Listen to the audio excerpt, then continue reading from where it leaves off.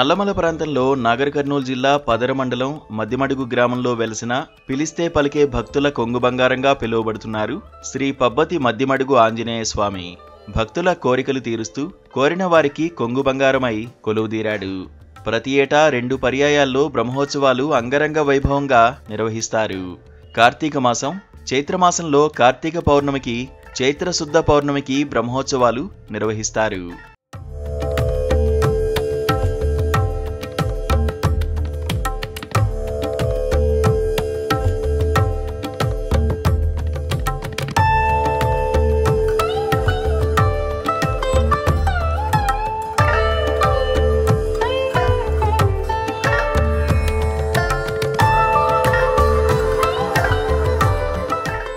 మరి ఈ క్షేత్రము పూర్వకాలంలో స్వామివారు ఇక్కడ స్వయంభూగా ఉన్నటువంటి వారు.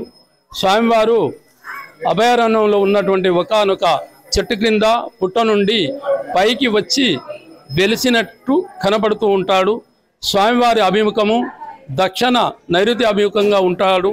స్వామివారు ఇక్కడ పూర్వకాలంలో మనకు తెలిసిన చారిత్రాత్మక నేపథ్యంలో కాకతీయుల కాలములో 1120 కాలం నాటి క్షేత్రంగా ఈ యొక్క చిత్రకారుల అభిప్రాయము.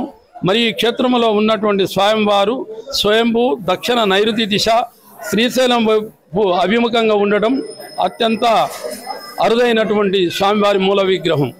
స్వామివారి భక్తులు 41 రోజుల మాలధారణ చేపట్టి కోరిన మొక్కులు చెల్లించుకోవడానికి ఇరుముడితో స్వామివారి సన్నిధికి చేరి ఇరుముడి సమర్పించుకుంటారు.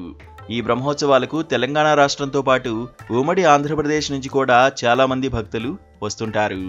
మద్దిమడుగు పబ్బతి ఆంజనేయ స్వామి ఆలయానికి తూర్పు ఈశాన్యంలో కోట మైసమ్మ ఆలయం ఉంది.